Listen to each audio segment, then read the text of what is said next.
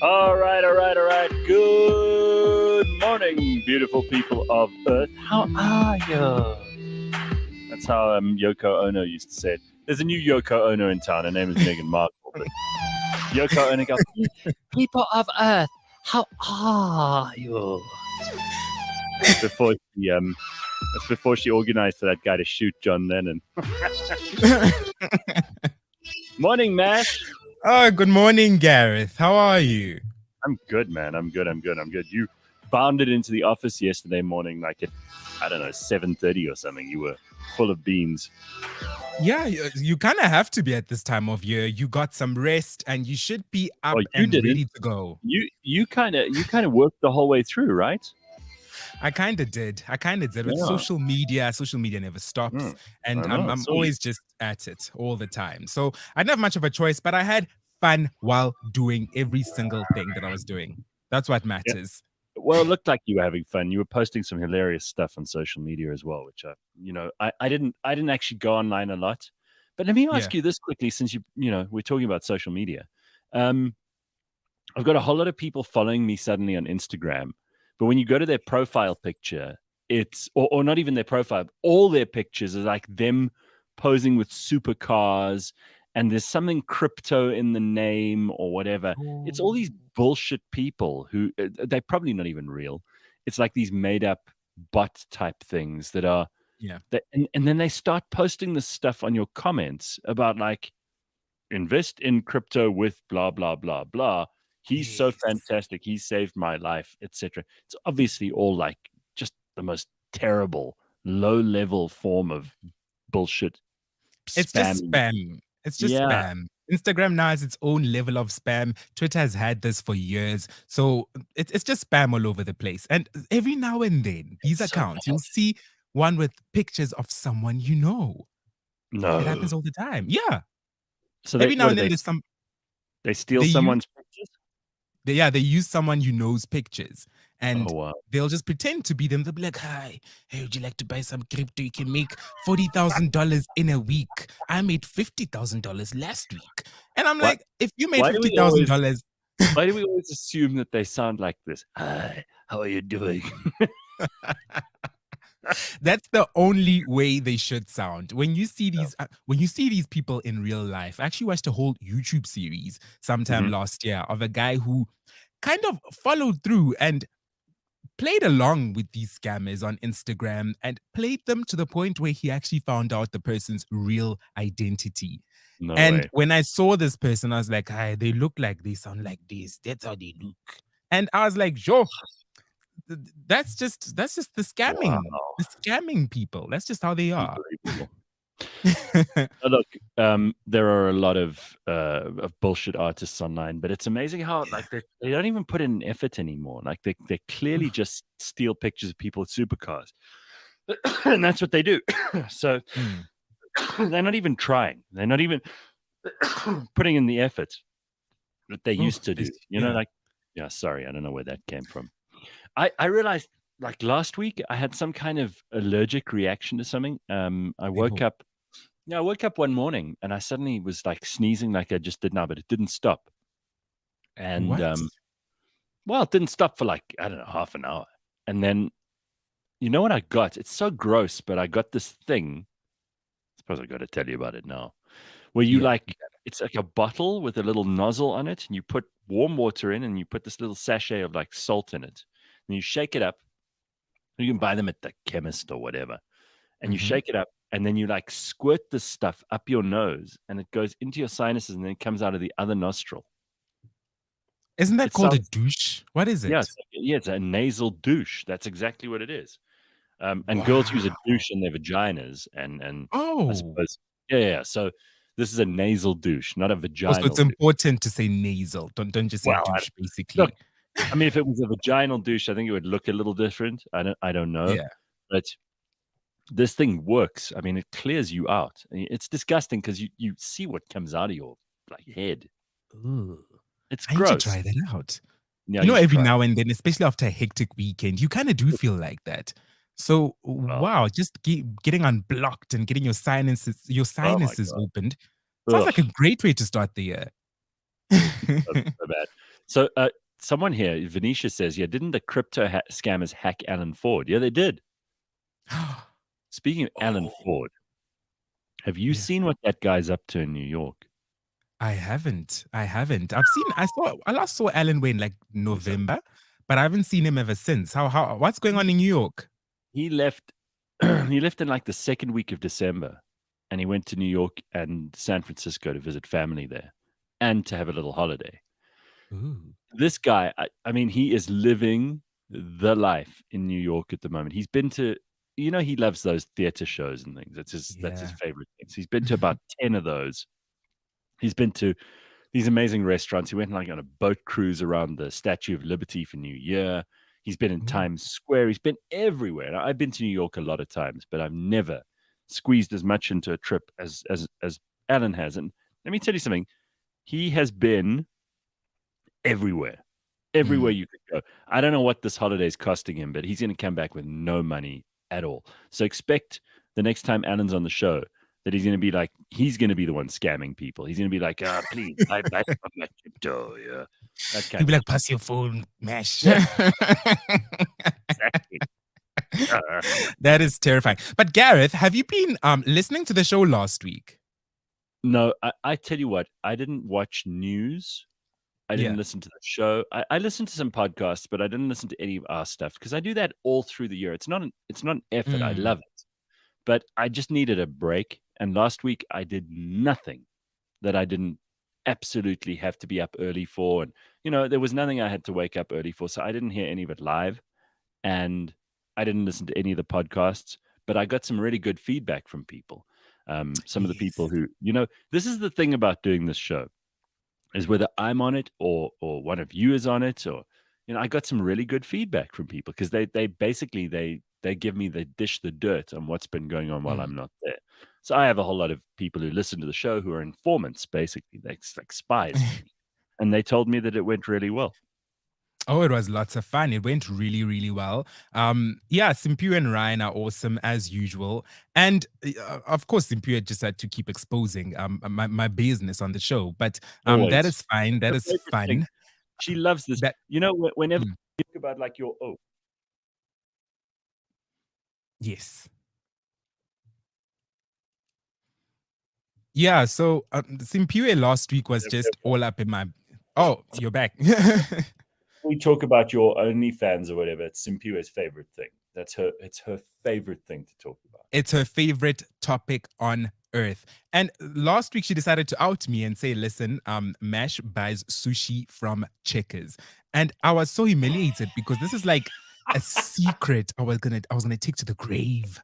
I was gonna take the secret to the grave. And now, the annoying thing about this is that it has leaked into the real world. And basically, the other day I was at Checkers and somebody just came up from behind me and said, Checkers Sushi Boy. Oh, wow. So now I that's your kid you name. not. Okay. So tell me the truth, because she wouldn't have given you a chance to explain yourself on this one. Is Checkers sushi any good? Is it worse or better? Is it the same? Because you don't know when you go to some fancy restaurant how long they've been keeping that fish in the fridge. And everybody goes, well, if you go to a restaurant, it's got to be better. But maybe that's just a snobbish attitude. Is Checkers sushi okay? Well, Gareth, the thing, I feel like that's a trick question because if I say yes, then I am Mm, setting my bar at a certain level, according to many right. people, including Simpiwe. So Right. I am going to say it is adequate. It's not great. It's not restaurant level sushi, but Sure. it's, when you are like a meth addict Mm. and you just You just need your love fix. sushi. Yeah. Yeah, if you just love sushi and you just need your fix in the next 10 minutes, it is the Because place to go. and let me tell you something about Checkers, okay? And this is going to piss off all the Woolworths fans, but I have a Checkers up the road, which is better than the Woolworths. And Aibo. yeah, yeah, yeah, I promise you. And there's one, they've just opened one up in Umhlanga as well, that new mall there, which I've got to tell you is like the best. It's like Harrods. It's one of the best shops I've seen in South Africa. Checkers are upping their game. They I really don't know are. so much. I can't speak for Spar. I can't speak for any of the others. Woolworths is kind of consistent, and I've never They're had a just problem with upping their them. prices. Yeah, they're Oh, up in it's there. just up. Yeah. Definitely. No, it's getting very expensive. But I've got to say, like, this Checkers up the road is way better than the Woolworths. And they have the sushi as you walk in on like Yeah. ice. Right. They've got like the mountain ice and they've Yes. got the sushi there. And I think it's displayed very nicely. And, let me tell you something. Some people are snobs. And Mm, the difference between a snob and someone who really knows quality is a snob is only doing it to make other people feel less than them. So a true. snob will say something like, oh, well, I would never do that because that's beneath me. But actually, it's Mm, not because it's beneath them. It's because they want you to feel bad that you aren't doing what they're doing. And they just want to feel absolutely. superior to you. Yeah. So, I mean, if you enjoy on the sly a little bit of Checkers sushi, or you like buying those, what my thing was during the holidays, which is why I've had to go to gym consistently for the last fucking 10 days, is those Magnum ice creams that you get, or Ooh, or those ones like a crunchy, the crunchy chocolate. You get those crunchy ice creams also, yes. and you buy them, and they come in a pack of 5. And you think, oh well, I'll share those with friends and family when they come around. Before the end of the week, you look at it and you go, I ate all fucking 5, and this is, yeah, and because they're so delicious and They are amazing. delicious. Mm. Mm. So Sign I me mean, up. that's and if you've got a secret fix you need, then Mm. I don't Then think it's it's right of fine. other. It's your money. You spend it on whatever you want. And frankly, if this sushi is priced well, I'll try it. I don't mind. Go I'm not for a it. snob. Yeah, of Yeah. course. Yeah. Absolutely. No, that is the spirit. That is the absolute spirit. And I mean, if I'm gonna enjoy my Chickers sushi, then I am gonna enjoy my Chickers sushi. And Right. Gareth, in the spirit of updating you with what's been happening, have Yeah. you Tell been me. keeping up to date with the CES convention in Las Vegas, the Consumer Electronics Show? No, I've got friends who go to that every year, like Aki Anastasiou and Yeah. Toby Shapchak and people like that who always go to these things. And then they I follow them on social media, so I live vicariously through them. But I haven't Mm. seen why. Is there something worth being excited about? It is definitely something worth being excited about. Lots of launches and unveilings. Just last week I was telling Simpy and Ryan about a new startup that's basically creating a sensor that goes in your toilet, scans your pee every time you pee, scans for Oh your God. nutrition levels, and if you're and it kind of tells you on an app, should you be drinking more water, should you be drinking less water. So it'll be amazing if somebody visits you and your phone just starts beeping like, oh, this person needs to drink some water, y'all. So I Oh think my it's God. an awesome thing. We're pushing health, we're pushing safety as well. Although this device cannot tell you if you're pregnant, thank goodness. So Well, I think it's just too much. I think we got way too much going on. You've got these people who wear these smartwatches, and they're constantly looking at them, observing their heart rate. These things can tell them, how many steps they've done, what their blood sugar level is, whether or not they've got, um, to drink water, as you say, and all this other stuff. mm, And I think it can become obsessive because, let's face it, you go to university for 7 years to become a doctor, you know? And yes, now we all think because of these things, because we've got inputs that are telling us information, suddenly we're all doctors. And it's like when you go on WebMD or something like that, and yeah, and you read the symptoms, like you've got a terrible headache or whatever, and you go on there and it's like, oh God, I've definitely got brain cancer. I'm going to be dead in like 5 days. You're not a doctor, and all of this information is no use to unqualified people like me. And you got to be mm. humble enough to realize, like, you can't interpret all of this.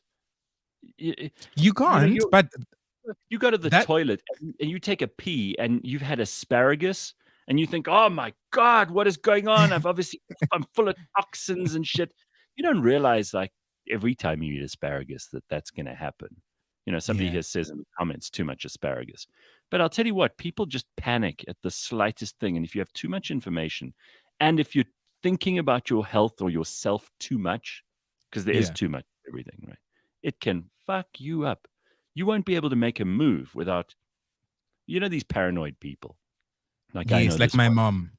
Yeah. Yeah, I know this one guy he's so germ obsessed that during COVID he didn't want to see anybody. Hey, Um, boo.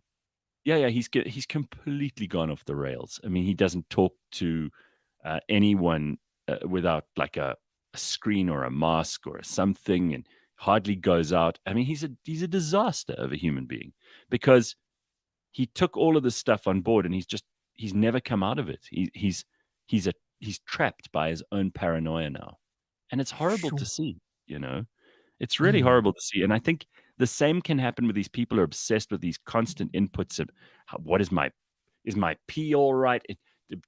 Doing your own blood tests. I remember I got this device a while ago from the guys at Core Apple, and they sent me this Yeah. device which can measure your blood pressure. Right, you wrap it around your wrist, like it's a proper machine that's meant to build, and it plugs into one of these apps and then gives you a reading. And for a while, Rena and I were doing this in the office to just like because she had low blood pressure, and we were Yeah. checking it all the more we checked it, the more worried we were getting. And even if the thing's accurate, which it was, if you think about this stuff all the time, it's gonna trip you up. You're gonna be a It disaster, is. you know? It absolutely is. Yeah. But you A lot you of want one people. of these you want one of these pee, analyzing things in your toilet? I do not want one in my toilet, but it'll be great to just, go with one to other people's toilets. That'll be fun. You never know what you're gonna find at different people's toilets. That's one No, thing I'm really excited about. I think it's sad that it doesn't tell you if you're pregnant. That would be the I imagine wish if it it did. starts, like, beeping now where it goes, "Congratulations, you're going to be a Yeah. mother." Imagine that shit. That would be Jeez. hilarious. Like imagine Lebang visits me and it just starts Oh beeping. My my phone just god. starts beeping. That'll be crazy. And another awesome little startup at CES. There's been so much happening. Keep in mind that this is a multi-day conference. So I couldn't just squeeze it all into last week, but there's two new Yeah. startups that stood out to me that showcase some of their items this past weekend. A startup called Zynaps has created an AI software that allows you to type sentences and have them read in anyone's voice. All you have to do is load Oh, some wow. audio of that person and you can have them read you pretty Oh my much god. anything. So this is essentially what do they call it when you, those, not super fakes, deep fakes, right? The deep fake where Yes. they take your live camera and they like basically create a filter over you, and it looks like you are, I don't know, Donald Trump. Barack Obama, yeah, Donald Trump. And then Yeah. with this thing now, you can also make the voice of The Donald voice Trump. as well. Yeah. So what worries me here is like you're going to have this is perfect for those scammers that we were talking about at the start of the show. You It's imagine what they're gonna going to do? They are now going next level thanks to Oh, AI. And I am absolutely terrified. But yeah. the company did say that precautionary measures are also being taken. So all audio created through this system actually has a little bit of a, what can I call it? There's like they call it a watermark in the audio that humans cannot hear, but it can be heard through mics and all of that. So that's a good thing. I'm assuming that's a Yeah. very good thing. So You know you'll someone always you get know the someone's watermark. gonna someone's gonna remove that watermark just like they cut it out of video or whatever. You've seen people do this. Yeah, that's true. That is absolutely true. I mean, But I've got a yeah, friend who looks kind of similar to Tom Cruise, but if you put this filter on him, he looks exactly like him. Like, exactly like him. what? I promise you, look, he's a bit younger than Tom Cruise is, what, 60 years old? And apparently he was partying all over South, or not partying, he was on holiday and filming Mission Impossible in South Africa. And Yeah. I reckon if this friend of mine had this Tom Cruise filter and now he has this voice application, he could be passing for that guy without anyone batting an eyelid. They would think they were talking to the real guy. I mean, it would be impossible to differentiate. And you know that they're going to be people who remove the watermark from the video and watermark from Yeah. the audio. And soon you're going to have people using these fake voices instead of their own voices. And you're not going to know who you're really talking to. It's just going to confuse Mm. people more. It's horrible. AI is taking over. We also discussed a new feature on Google's new phones that allows the phones to, let's say you make a reservation at a restaurant or you want Mhm. to make a reservation, just add it to your calendar that at 3 p.m. I'm having Right. lunch with Gareth at La Parada or whatever, or Yeah. Tasha's. Mhm. This phone in the back, without even notifying you, without anything happening on the screen, calls Tasha's and makes a reservation using your voice. See, I don't want that. I don't want anyone using my voice or my face without my permission. Even me. I It's don't want my terrifying. mach I don't want my machines doing it. Now, I don't know what kind of lazy person would be excited about this, but how hard is it to make a reservation at a restaurant? These days, most of them, you can just send them a WhatsApp and they'll do a They'll booking for just you. Um, easy as that. I mean, look how easy flying has become, for example. I booked these flights that I did to Cape Town and to Durban, Yeah. and over December, I took 3, 4, 5 flights, right, altogether from the beginning of December until the end, and all of them, they send you a WhatsApp now with your boarding pass or whatever. You obviously have to, check in properly and go through the processes, but basically they send you everything on here, and you don't have to go and line up. If you've got no luggage, Mm. you just go straight into the boarding gates, and it's a piece of cake. And technology has made that sort of thing much easier. I love that. I love paying with Apple Pay, but Oh, I don't want my phone going and using my voice to make a reservation with AI. I will tell you, I played around with OpenAI yesterday. I don't oh, know if you've tried it, I but if you go haven't. to How did that go? go to chat.openai.com, and they've got this. Basically, they'll help you to figure out kind of Mhm. you have to log in, and they're using it at the moment as like a I suppose they're in beta testing still. So they're trying to figure out how good the OpenAI is at figuring Oh, stuff out. So I've tried a couple of things here where I put in some questions or you ask it to make a story. So listen to this. This is amazing. So I put into OpenAI, and this is way better than Google, which is why ultimately this is the biggest threat to Google in the next year or two. And I do think that Google is going to become very, very threatened by these AI companies because they give you much more comprehensive answers to questions. So look at this. yeah. I put in who is Gareth Cliff, right? Because I thought All right.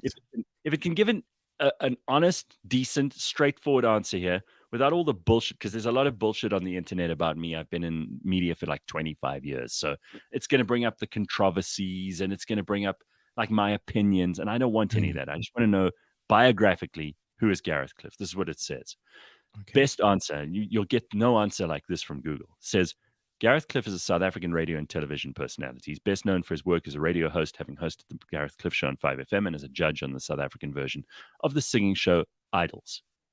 So that's a very standard, very straightforward, very simple biography. That's like as short and sharp as you're going to get it, and I'm happy with that. Short, sharp, unbiased. I love it.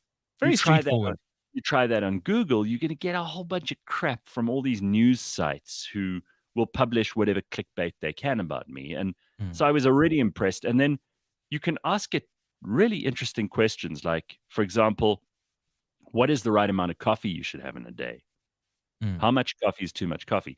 And it gives a sensible answer like you'd get out of a very smart human being. Says the amount of Oh, coffee wow. that is safe to consume varies from person to person. The general guideline is to limit caffeine intake to 400 milligrams a day, blah, blah, blah, blah, blah. And they go on. But they say things like symptoms of caffeine overdose. This is all part of the answer, which is a short paragraph. Can Yeah. include restlessness, nervousness, irritability, stomach upset, fast heartbeat, and muscle tremors. If you experience these symptoms or you have any concerns, it's a good idea to talk to a healthcare professional. So it is like talking to a smart person, and it's Wow. unbelievable. You can ask it to tell you a story. This is amazing, Mash. You're gonna love this. So All I right. I wrote here, I said, "Tell me a story about an old man, a lizard, and a tsunami." Okay, so it's quite long, Yeah. but listen to this. Once upon a time, in a small village nestled in the mountains, there lived an old man named Hero. Hero was a kind and gentle soul, and everyone in the village loved him. One day, while out for a walk, Hero came across a small lizard stranded on the ground. The poor thing had fallen out of a tree and was too weak to climb back up. Without hesitation, Hero scooped up the lizard and carried it home. He named the lizard Kiki and took care of her as if she were his own child. Kiki quickly became a beloved member of the community, and she and Hiro were inseparable. On a hot summer's day, one hot summer's day, while Hiro and Kiki were enjoying a picnic by the river, they heard a loud rumbling sound. Suddenly, a huge tsunami came crashing towards them. Hiro knew they had to get to safety fast, but he was an old man and couldn't move as quickly as he used to. Kiki, however, was quick and nimble, and she raced up a nearby tree. Hiro called out to Kiki, urging her to come back and help him, but Kiki, being small and frightened, was too scared to move. Just when all hope seemed lost, Hiro remembered a trick he had learned long ago. He took a deep breath and let out a loud, piercing whistle. Kiki, hearing the familiar sound, knew that Hiro was in trouble and bravely scurried down the tree.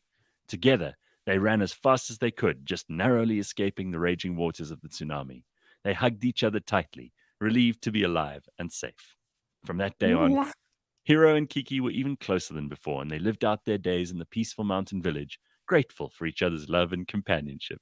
Isn't that beautiful? That is a beautiful Yeah. story. And you type in, tell me a story about whatever. You could put in 3 completely nonsense things. You say a block of cheese, my grandmother, and an anthill, and it'll come up with something. It's fantastic. Wow. I just signed up for it now. I've been just typing random crap, so I haven't asked an actual question yet, but it's very impressive. It's very impressive. So I typed here, um, tell me a joke about the first thing that came to my mind, buns and people. And it's like, sure, here's a joke about buns and people. Why was the baker's bun upset? Because it saw the salad dressing. It's a dumb little joke, but it's a joke. It's a Like those joke. jokes. It's like those jokes you get in a Christmas cracker. Exactly. Yeah. It's fun. It's fun, and I'm gonna be playing with it quite a bit this week. Quite a lot. I'll be sharing these on Instagram and on Twitter as well. And don't forget to actually share yours with us on Twitter as well using hashtag GCS Live. Yeah, that'll be cool. Good idea. Yeah. Yeah, if you ask OpenAI a really interesting question, chat AI or whatever it is, open chat. There are a bunch of these that you can try, but that's the best one, I think. Then Wow. if you come up with a really great answer, let us know what Yeah. it is. So this is interesting. I just want to throw this in here. I was talking to Ryan yesterday about what we don't want to do on the show this year, Yeah. because I know people are sick of talking about load shedding, and I know it's a Oh, reality and it's something we all have to deal with, and it's not going away. But if we can limit that, I'd be very happy this year. There are a couple of things I don't want to do. I don't want to talk about load shedding. I mhm. don't want to talk about organic food. Uh, Gareth. No, that's no, boring. Do you want to talk about organic food? no, nobody wants to talk about that crap. Exactly. And I don't want to talk about adding any more letters to LGBTQIA plus whatever. It's enough already. If they add any more letters, I'm out. I'm just going to start saying, the alphabet people, because it's Wait, enough already. Don't you think? were they adding letters? I haven't been following anything. Well, if they decide to add any more this year, I'm out. Yeah. And the other thing I don't want to talk about anymore is I do not want to hear anyone else telling their sad sob story. For the last 15 years, every TV show, they have someone come on and say, "Oh, well, I was adopted. Oh, my grandmother died when I was 2. Oh, I grew up poor. Oh, I grew up with half a penis. Oh, I was born without toes." I don't want to. Nobody. We said this last year. Hashtag nobody cares. But I honestly think people are just what we discussed with Dr. Hanan. They've got compassion fatigue. It, we can't Yes. we can't care about everybody's stories anymore, right? Mhm. We can't. We just can't. Nowadays, we've been through so much, not as a country, but as a people, through load shedding, through COVID, through so many different things, through these presidents of ours. And nobody has the strength anymore to put up with other people's sob stories. Nobody has the energy. Simple as that. Listen, this is hilarious. Somebody said here in the comments, you've got to check out Gizoogle, which is like a ghetto version of Google. I want to give Okay. credit to who came up with this because I didn't even know this existed, but my God, this is going to be fun. I'm going to be playing with this all fucking day. Gizoogle. All right. So Let me just find out who to give credit to here. This is hilarious. Uh, Gizoogle. yeah, Gizoogle. Here we go. Ricky. Ricky says, "Have you tried Gizoogle? It's the ghetto version of Google." All right, listen to this. So, if I look up who I am on Google, then I do it. It comes up with a fairly standard biog. But if you go on to Gizoogle, here's what it says: Gareth Cliff be a downtown African radio and televisual personality. Yo, dude, fucking started his thugged out little professional radio game at 702 and later became the host of the breakfast show on 5FM. During his game at 5FM, his show included a gang banging feature called The Hollywood Report with Jen Sue. Oh, that's beautiful. I love that. You can look up Gizoogle. That's awesome. Gizoogle. I am on it now. Yeah. Wow. It has a little section at the top that says pornos and one that says hustling. Trust you to find pornos. What is porno? What's on there? I just went on it. Nothing comes up. Or do I have to search a porno? I'm not too sure. Let's just look up. The search button on it says Gizoogle dis shiznit. I love that.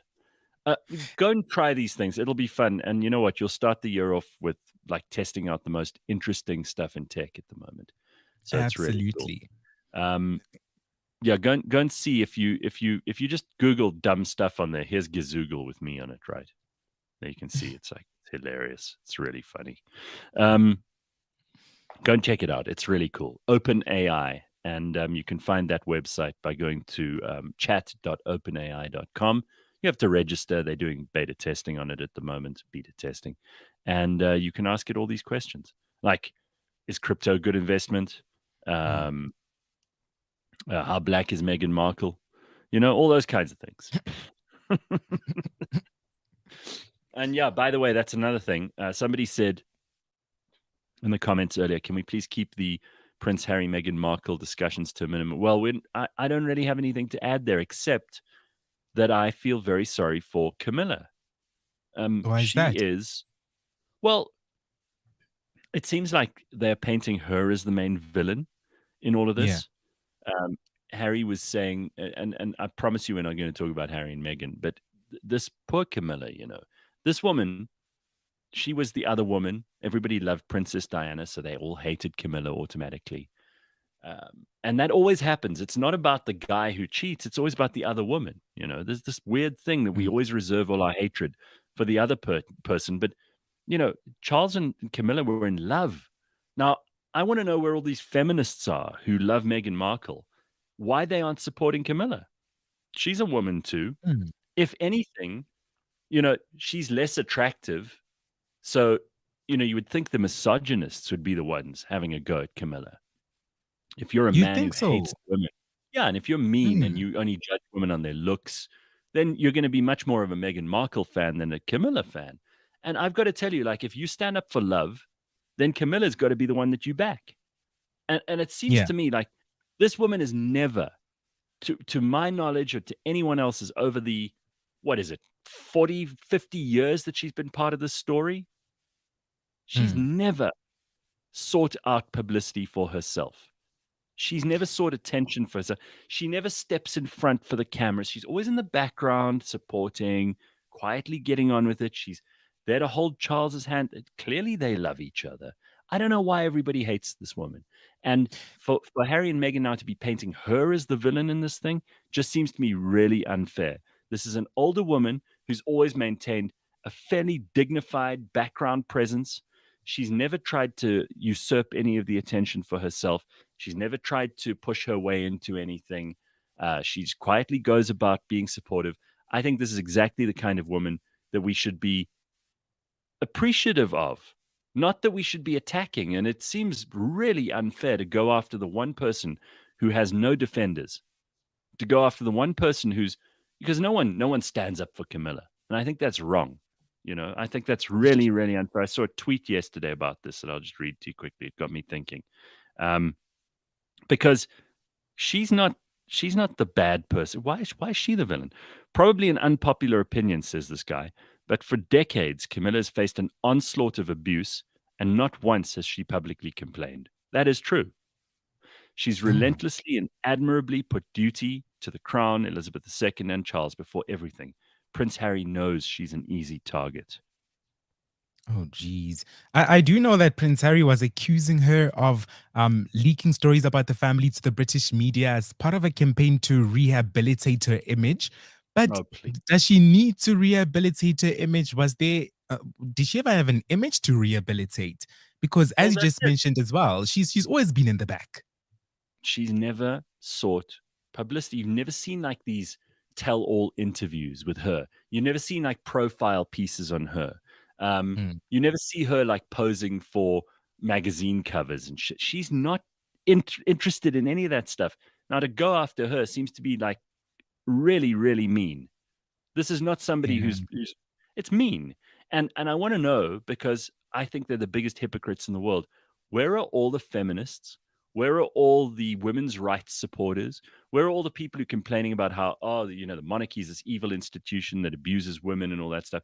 Why aren't they standing up for this lady? the danger, Gareth, is that we don't know her behind closed doors. We see her all quiet on our screens, but behind closed doors, she might just be an Maybe she's a unhinged bitch. bitch. Maybe. Yeah. Maybe she's a completely unhinged bitch who has I all the tabloids, all the media under her thumb. I don't think so because they've never said anything nice about her in the press. No one. Hmm. So if she had Oh, them in her control, if she was this manipulative Machiavellian bitch, then how come all we read about her is bad stuff or very neutral stuff? No one ever goes, "Oh, I'm the only person that I can think of in the media who ever says anything nice about Camilla." And I'm the only person who says that the real fairy tale was her and Charles falling in love because they were in love before he married Diana, and then he hmm. was forced to marry Diana, and now they finally Yes. are together. And she seems to me to just be there as the support the whole time. I think she's terrific, and I think it's very unfair that everybody else thinks she's this terrible bitch and they hate her. It's mostly to do with the fact that she's not as pretty as Diana, and I think that's horrible. That's so Yeah. superficial, and I'm It is. coming from a Yeah. superficial person. It is superficial, but pretty can do that. Pretty can open doors. Pretty Yeah, can sure. um, get things done that looking otherwise can't, unfortunately. But I like Camilla. I have nothing against her, Yeah. but I am still skeptical, Gareth. We know a lot of people in media who try to victimize themselves and actually push narratives Yeah. just to get people on their side. Taylor Swift is the master of Oh this. my god. I Um, hate her. she- Dude, I've never been a fan of her music, but when I see someone is a Taylor Swift fan online, and I know Ryan is, I lose 10 respect points for them straight away. I mean, Gareth, this is the same woman who wrote a song where the lyrics say, "It's me, I'm the problem." And She is. people are like, "You're not the problem. We love you, Taylor." And that's Ugh, exactly what she wants. She wants you ugh, guys to be saying, "Oh, no, only Taylor, you're perfect. You're awesome." the only way this woman gets any material for the next song is by breaking up with someone and then splashing it all into the lyrics. She's just ugh. You know what? We started this conversation by talking about people, their sob stories. I think Mhm. a little bit of dignity and decorum and not spilling your guts every time you have a microphone or a camera put in front of you, or you're doing it on your own phone, would be hugely welcomed. Let's make 2023 the year where we don't share Yes. everything, where we actually keep Yeah. some stuff to ourselves. How about that? That would be Let me nice. let me tell you about sharing everything. I have a cousin, right? My cousin is in politics. She's actually in parliament now. I don't Oh, want to wow. say her name because yeah. Oh, So sure. this cousin of mine, she shares everything on social media, literally everything. Like, oh, I'm going to Cape Town now. I'm coming back now. Hey, I'm having cocktails now. I'm doing this. I'm here. I'm wherever. And my mom was always like, listen, don't be like your cousin. She shares everything on social media. She was in a relationship quite recently. It ended, Yeah. unfortunately. She even shared that, listen, I was in love, lives here, and then things ended, things fell apart because he actually ended up declaring his love to another woman on social media. Blah, blah. She shares every single detail about her life on social media. Now, where it ended up biting her in the backside was she was traveling around, living her best life as usual, and they actually broke into her house. I think it was somebody that she Uh-oh. knows, someone that she knows, or someone who knows her. Yeah. came to a house, broken into a house, and stole pretty much everything. They just left appliances. They stole everything. And I was just because traumatized because they could you're tell that she broadcasting. wasn't. Yeah, they could tell she wasn't at home, right? Yeah, she's always broadcasting her location 24/7. And as a result, this is what happened, unfortunately. Yeah, So, I think that's a good lesson. It's a lesson we should all yeah, learn.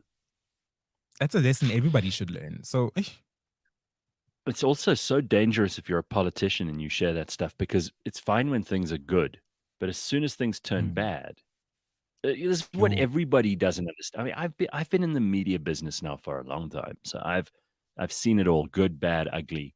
I've seen it with mm, friends of mine. I've seen it with people that I've worked with. If you are prepared to share everything and let people into every aspect of your life, then don't complain when they start meddling in your business yeah, and when they start, talking about you out of turn. And if you give mm, everything, then expect to be taken advantage of. Um, absolutely. I don't think it's a good idea to post your location the whole time. I mean, there Yeah, are people that's who a horrible idea. even now they're on holiday, they'll be staying in Cape Town or wherever, and then they show what that this beautiful house or whatever that they're in. It's like you're inviting people, especially if you're a woman staying on your own or whatever. You're inviting Mm, people to cause trouble for you. I mean, you're making yourself unsafe, and then you're going to complain mm, when some creepy weirdo from Twitter or Instagram is suddenly knocking on your door. I mean, I was talking to someone who lives in San Diego the other day, yeah, and he's made a lot of money, and he's done really well, but he's very careful about what he shares about him and his family because these crazy homeless people who somehow, they get free like data or whatever, they will yeah. they will actually go from house to house begging, and they will threaten people. He found a homeless person like at his door knocking Ebo, and demanding money because they knew that he, has money and he lives in this big house in San Diego, and they found his address online because you can in America anyway, you can look up people's records, and if you know what you're doing, you can usually find an address. Can you yeah. imagine how that feels when like some crazy homeless person who's high on, I don't know, meth is like knocking on your door, and what if it's Mm-mm. just your wife and kids at home? That's going to make you very uncomfortable. So you just got to be Gareth, careful what. that is absolutely terrifying. And I learned to stop to actually stop, well, to not rather share all my business on social media years ago because I used to tweet a lot of crap. I'm not gonna lie. I used to tweet a lot of Mm. crap, No, we all and I did. used to get Everybody a did. lot of threats, like death threats in my DMs. A Jesus. lot. People would say, I'm gonna come beat you up, I'm gonna come to your house and hit you and kill you and Mm, whatever. And mm. for me, it was always so funny because I always thought to myself, because of a tweet, because of my Yeah, well, thoughts. look, the fact is that 90% of these people who talk a whole lot of smack on the internet are not going to do anything like what they say they're going to do. But why That's take the true. chance? Why Yeah, why risk why risk these nutcases coming into your life? You don't have to. I don't want people I don't know or who I haven't invited into my life coming into it. Why would anyone else? What is your need exactly. for affirmation from strangers so great that you're prepared to have them walk into your life, come to you at work, come to you at home, get involved in your business? Mm-mm. Not not a chance. Stay away from those people. It is deadly. And if you are one of those people who shares everything on social media, you can't complain then when it comes to find you. Mm. But speaking of security and maybe some of us needing security, Mm. did you know, Gareth, that there are 81 police officers assigned to every South African politician in government? 81 to every politician. Every politician in government has 81 police officers assigned I to didn't them. know that. This That's is a in very high contrast. It's a very high number. This is in contrast to 369 South Africans having to share one police officer. So every 369 of us are sharing one police officer, as opposed to every politician having 81 police officers assigned to them. For a country drowning in violent crime and corruption, this is absolutely unacceptable. So I got this information from. Let's just look at those numbers again, because that's absolutely astonishing. So you're saying one police officer to 80, sorry, one politician gets 81 police people paying attention to them. Assigned to them. Yes, correct. And that is in contrast to every one police officer in society has to look after 369 different South Africans, which is impossible. Even if they, correct. that's more than if they had to spend one day on each person. Absolutely. That is ridiculous. So this is according to a 2018 Times Live article. And according to this article, there are 81 officers from the Police's Presidential Protection Unit, PPU, for every one of the 17 politicians it protected full-time in 2017-2018. National Police Commissioner General Kehla Sithole revealed in a parliamentary reply last year that there were 1,382 officers in this unit, which cost taxpayers 693 million rand in 2017-2018. Unbelievable. Crazy. And according to the police's 2016-2017 annual report, there was one police officer for every 369 South Africans. This means that there are 81 police officers for every politician, but the 369 South Africans share one police officer. There's a petition demanding that Parliament changes this to 2 police protection officers per member of the National Executive right now on change.org. I got to ask for this. If these politicians are the people who keep winning the popularity contests, why do they need so much protection? Exactly. Let's just turn our attention. We kind of started talking about this at the beginning of the show. We talked about these hackers and these scammers and these people on social media who are trying to get you to, I don't know, invest in crypto. I keep getting like invoices, but they're bogus invoices from people on email for products that I haven't even bought. And they're sending me like these, 200,000 Rand invoices. Now, I'm not dumb enough to pay that, but I have been caught out in other kinds of scams, and we've got to keep our eyes open. And our guy who knows more about this than anyone else is Yaku, of course, from Catalytic. He's the host of Unbundled, which starts again in 2023. Hey, Yaku, how you doing, man? And Happy New Year to all of you. I know it's probably the last time we should or can say it, but I hope it's a good one for everybody. I think today's the cutoff, right? I mean, like the 10th of January. After that, you can't say Happy New Year anymore. So, Yaku, I mean, you never sleep. It seems to me like you and your business, Catalytic, you're always looking for these threats. You interview some amazing people on your show when it comes to like what the cutting edge cybersecurity applications and technology and techniques are. But these guys are getting smarter and smarter, and I'm really worried. We were talking about, OpenAI, and we were talking about these deep fakes, and now you can apparently, according to Mash, and this scares the hell out of me, there's an AI voice emulator, which is going to mean people can even use your voice on a one day they'll be able to on a phone call, and you'd think you're talking to the real person. What are you most worried about? Because these things should scare the hell out of every one of us. But what are you most concerned about? Because you're like our man on the spot when it comes to this stuff. It's very interesting that you start like that, because that was actually the first point I wanted to say. I think the one thing that we've got to realize is that cyber crime it's a business. It's sure. They make money out of it. It's not just to be nefarious and a little 13-year-old sitting hacking at home and sure. bragging to his friends. So it's definitely getting professionalized, and I think that will obviously, the more money people make out of it, the more it will intensify, and the more they will keep on doing that. Yes. And I think the biggest problem, and I've spoken about it previously, is probably the untrusted users that sit within your own organization. Because like you said now, with these deep fakes and AI voice emulation, all that type of stuff, the element of human behavior and trust in terms of, but Mash phoned me, and I'm sure it was him, and he said I must pay R1 million over to Gareth. That's where the problem comes in. So I think I think user education is probably the biggest problem or focus area that any business should have in 2023 is it's just continuously. So there's this talk about zero trust. So even though we all know each other, I know when I get a phone call or an email, I'm not going to trust it. I've got to have a process in place in order to verify that that human element or whatever cannot juke the system, if you want to call it that. But that, I think that to me is the end user is the biggest problem.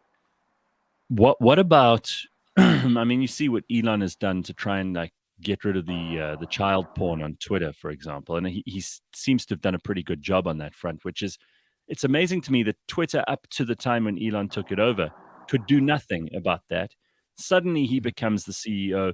He can get something done in like weeks, and they've already improved, security on there, and they've smartened up the app, and they've been able to speed things up as well. What worries me is like there are still all these anonymous people on things like social media. Surely we should all be verified.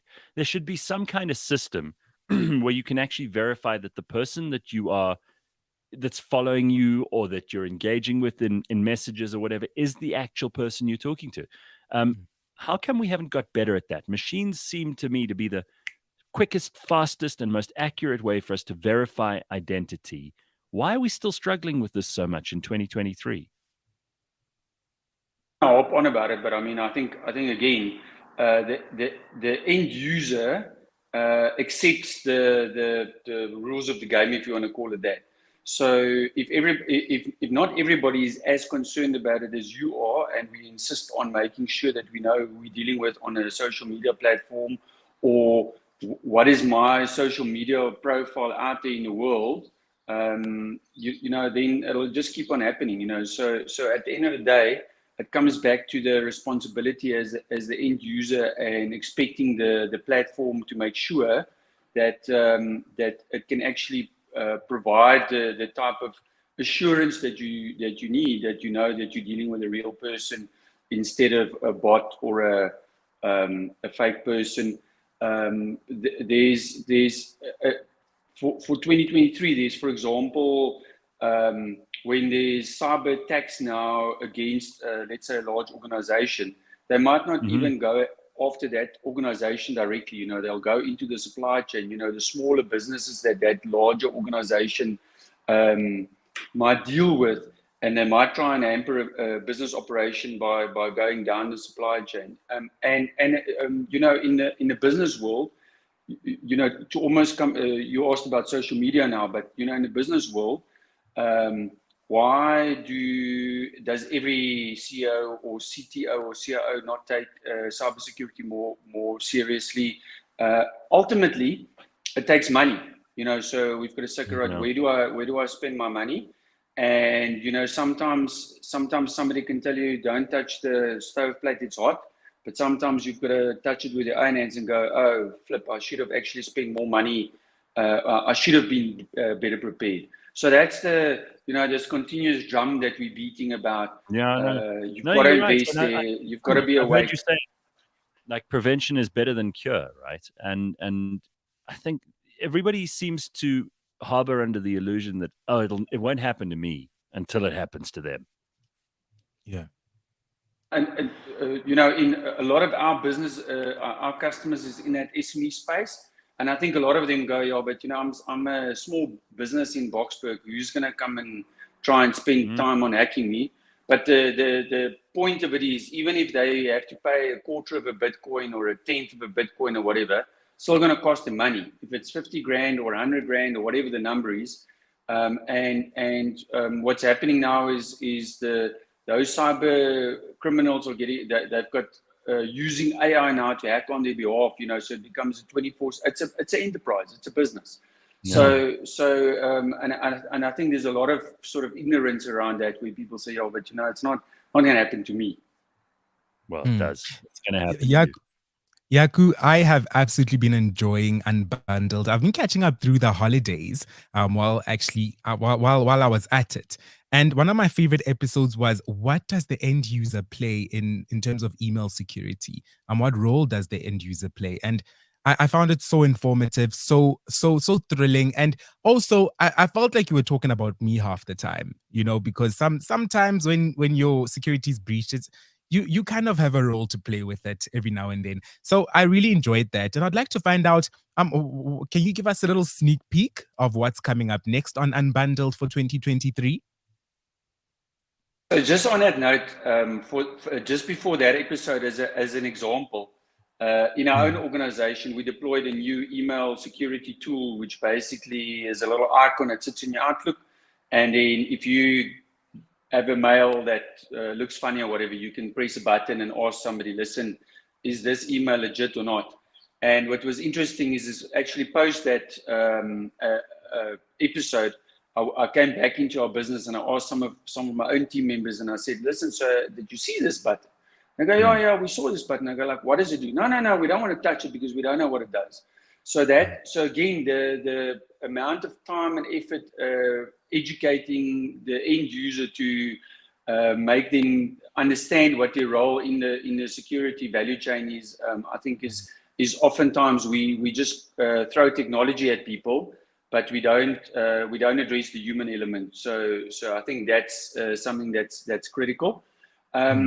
Mash, from a unbundled perspective, as you know, the aim of the game for us is to bring information to businesses that maybe doesn't have specialized IT environments and lots of people. So we try and bring information to them to help them make easier decisions when they have to make their plans for the year that's ahead, or know where to focus, or maybe talk about something that gives them let me find out more about this, and contact Catalytic and get an objective view of maybe what they're getting told by one of the existing vendors.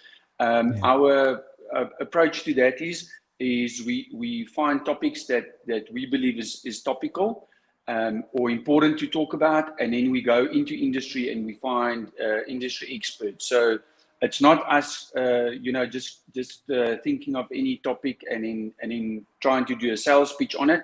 We go into industry experts, going and talking about what's international trends, because that is the one benefit of South Africa sometimes being a little bit behind the curve. So we can learn from other people. It doesn't have to cost us, we can learn from other people's mistakes. So 2023 for us is just more of that, more industry experts, more international trends, and hopefully a lot of very interesting topics that we believe can help businesses to improve their decision making. And on that note, I was actually thinking about it a lot over the December break. I'd also like to invite people to maybe reach out to us and say, listen, can you maybe talk about this topic because it's a problem that I'm struggling in my business with.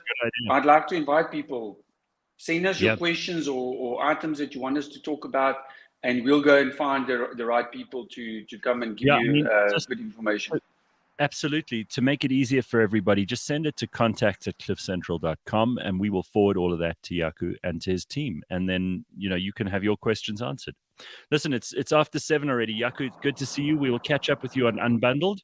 But Happy New Year, and I hope it's going to be an awesome one, and I hope we don't all get scammed anymore. And I hope it's not just the scams. We managed to just up our game in terms of cybersecurity generally. We all need to be paying attention. Looking forward. Cool. Thanks, Yaku. Cheers. There's Yaku Voigt from Catalytic. He's also the host of Unbundled, and you can hear him on his show every Tuesday right here on cliffcentral.com. It is just after 7. We'll be back with some more, including Sunil Osman, who joins us again. It's been a while since we had Sunil on, so we'll catch up with him. Plenty more to come.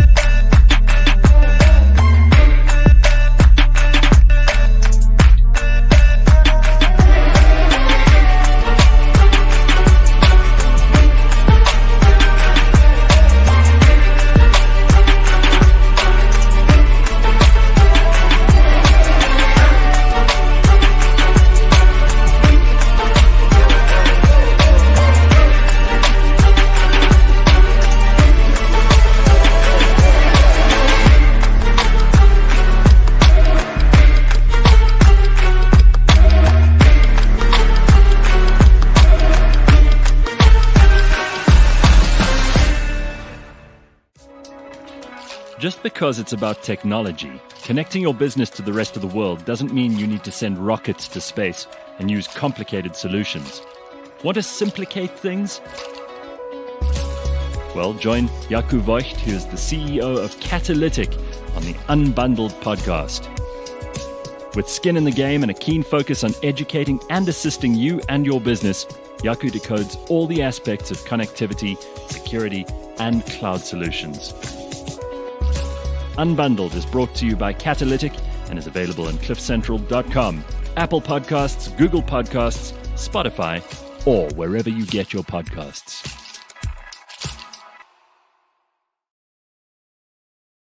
Right. It is Tuesday, the 10th of January. We are streaming ahead and also podcasting ahead for 2023. And I hope you're off to a good start for this year. Certainly hit the road running yesterday. Oh, my God. It was such a busy day. I woke up at like 4:30, did the show, was in meetings most of the day. I even managed to fit in a gym session. I watched 2 episodes of the new White Lotus season 2. So we got to talk about that. We'll get into it in a minute. We're going to get into that, Gareth. Oh my God, what a show. I mean, you know what? It takes a lot for me to want to binge the entire show. I mean, I sort of get into, out of all the suggestions that people give you, and a lot of them are great suggestions, especially from people who listen to this show, get really good ideas about what to listen to and what to watch. But you don't have time for everything. This White Lotus is what an incredible show. I mean, the first season I devoured probably somewhere in November last year. Same here. The second one I've just started. I'm 2 episodes in, and I don't spoil anything, please. But it's awesome. I heard about White Lotus from Dory in the office. So Dory's one of the producers for the show, and she was always raving about this show all the time. And I thought White Lotus was probably some show in the jungle. Some people are because sometimes you judge a show based off of the name, and I couldn't have been more wrong. I mean, the first few scenes, I was just like, wow, this show is crazy, and I was hooked. I was hooked, to say the least. It was so much fun watching this show, and season 2 is crazy as well. No spoilers. I'm not going to talk about it. It is so well written. All the actors are awesome. I mean, this Jennifer Coolidge, who, if you don't know who we're talking about, she's Stifler's mom from American Pie. I mean, she's the most incredible actress. And she's so good. This character is so annoying, but so real, so believable. In fact, all of them are like people you've actually met in your life. It's phenomenal. You watch the show and you can't believe that these aren't real people, that these are actors. That's how good it is. I haven't seen a show like that for a long time that had me kind of caught up in it. So anyway, we'll talk about the show properly once we've been through a few more episodes of season 2, but it's awesome. So this morning, it's always good to welcome him back, Sunil Osman, who's been on the show before. He's an MC, an actor, an author, speaking coach, and also a Reiki master.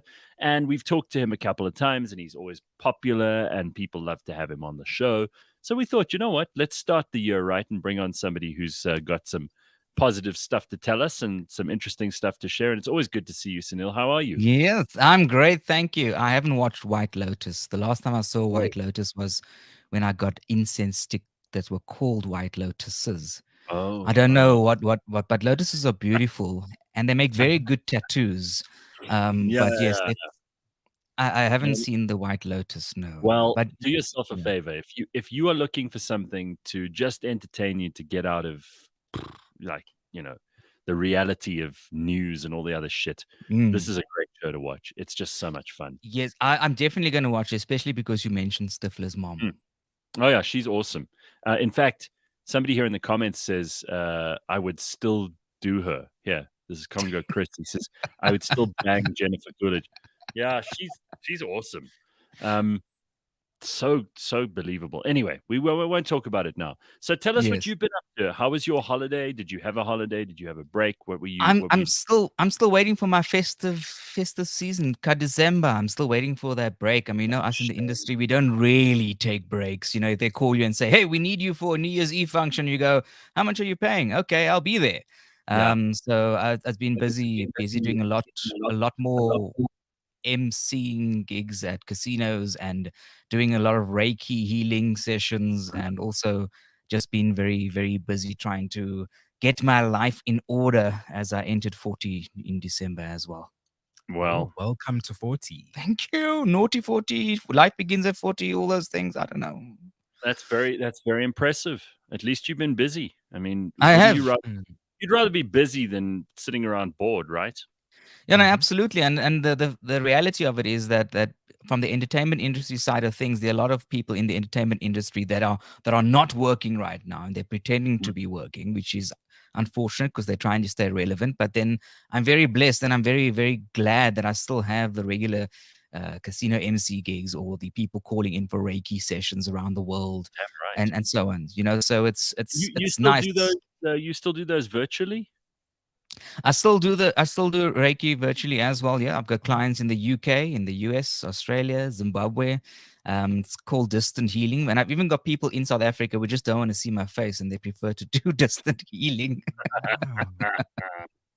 Well, you want to talk about something which, sometimes when we even bring these things up, some of the listeners get annoyed, but it's worth discussing, because I kind of felt a little bit of this myself, this post-December depression. Where I got a little annoyed yesterday because I saw a whole bunch of people I know on Instagram posting these holiday stories, and they're still on holiday for this week. And I'm like, well, Yeah. if you think about the fact that, this is now, we're halfway through January by the end of this week. Sunday's the 15th. So Yeah. that's halfway through the first month of the year. These people are still on holiday. And I'll admit it. I'll just say it up front. I'm not very proud of it, but I'm just deeply, deeply envious. Yes. And listen, I like working. I love being back at work, and I'm full of energy for this year. Got lots of big ideas, and I think it's going to be a really good year. And the team are all fired up, and it's good to be back at work. I enjoyed being in the office yesterday, and I'm going to enjoy it today. It keeps you busy, and you don't have time to think about how depressed you are. Yes. December's over. But I can't. I really don't want to see any more people having great holidays, especially in tropical locations. It's just too Yes. How many people are currently in Zanzibar and Mauritius and all those places taking those lovely pictures? But how many more people are taking those pictures and posting them, but they're actually back in South Africa? No, it's terrible. It's driving me crazy. Yeah. It's driving me crazy. It's I can't do any more of it. If you're gonna send me, I'm just trying to fix this camera. If you're gonna send me pictures of your holiday, don't expect me to be like, oh wow, that's so great, I'm so happy for you. Expect me to be like pissed off, because that's how I am. I'm like, I'm not gonna enjoy your holiday. I'm not there. I'm not having as much fun as you are. Well, Anyway. the depression extends beyond people still on holiday, and it was actually picked up in a live motivational chat I did last night as well. Is that there are people who did things like overspend or jump into random relationships suddenly, and now that feel is not there, it's like, oh no, now what do I do? Let me keep myself busy so I can distract myself. But when you're laying down in bed and alone at night going, okay, so that person I hooked up with in December is no longer around. Now I've got to touch myself. What the hell? Or, you don't have the money to pay for certain things because you spoiled a whole lot of things. You just went wild. There's a whole hype around everything. And then now you're sitting down waiting for the 37th of January because that's how long the days are. So there's a lot of depression around that. Look, Sunil, I can fully relate. Nobody in the world, can I just throw this in? Nobody seems to have money in January. Everybody. I actually messaged a friend of mine. He was like, oh, why don't you come visit in Europe this year? I said to him, this is a bad time to ask me to do something like that. I don't think.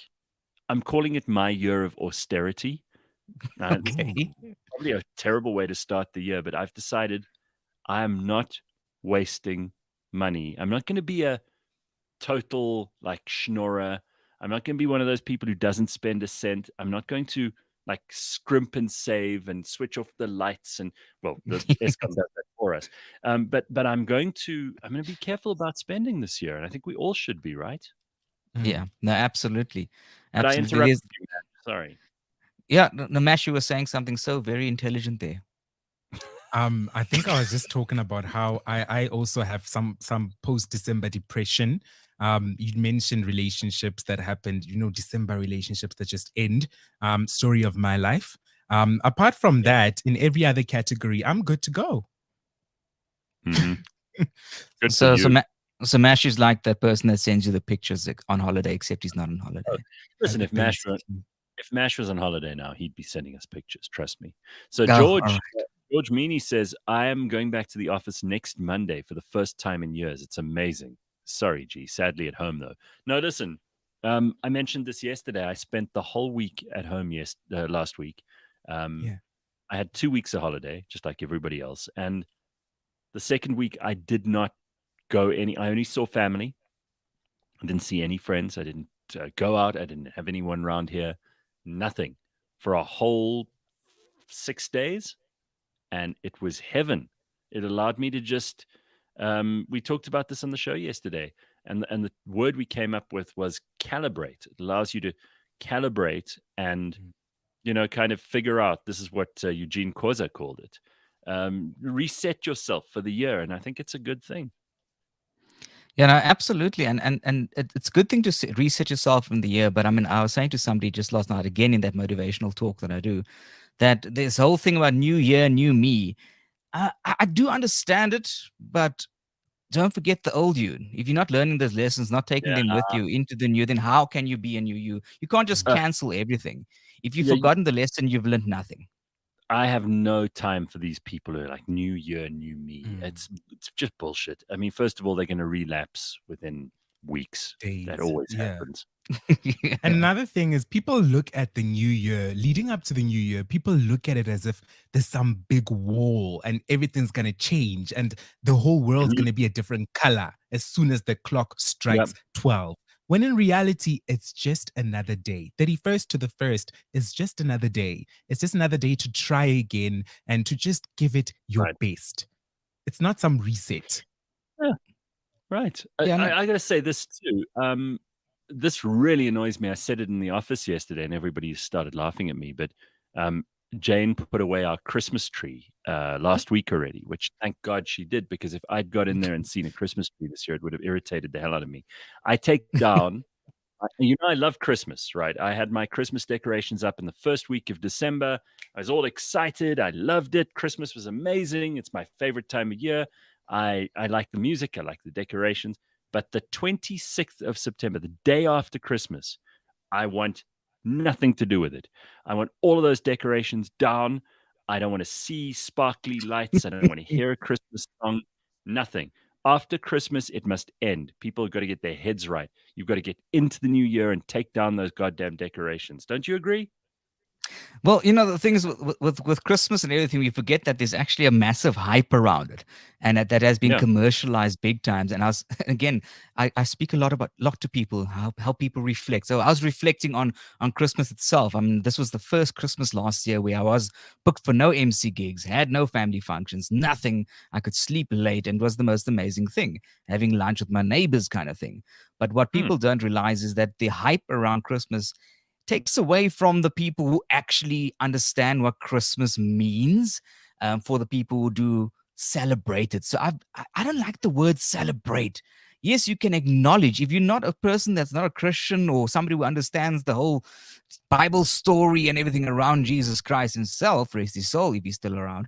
But you got to understand that Christmas is not something you celebrate if you don't understand it. And we're living in a Christian country. And so I was explaining to somebody else that they were saying to me, but why do people get off on Christmas? So I said to them, well, if you go to Dubai, you'll get off on Eid. Whatever. I mean, to me, it's not really so much a religious thing. I'm not denigrating anything you've just said. I think, most people would agree with you. But I do love that time of year. But now that it's done, I move on very quickly. And I don't want to have any leftovers. I'm not one of those people. Supposedly, you're meant to leave up your Christmas decorations for 12 days after Christmas. Yes. But as soon as I could, I took the damn things down. It's like I love the renewal and the fact that we're clearing out the old and starting the new. And obviously next year I'll pull out all that stuff again and put it up. this year as it is. But that's 12 months away. I'm not going to think about it now. Yeah. What's that song again? 12, a partridge in a pear tree on the first day Yeah. of But don't Christmas. bring it. No, don't. No Christmassy stuff. Like I was in a shop.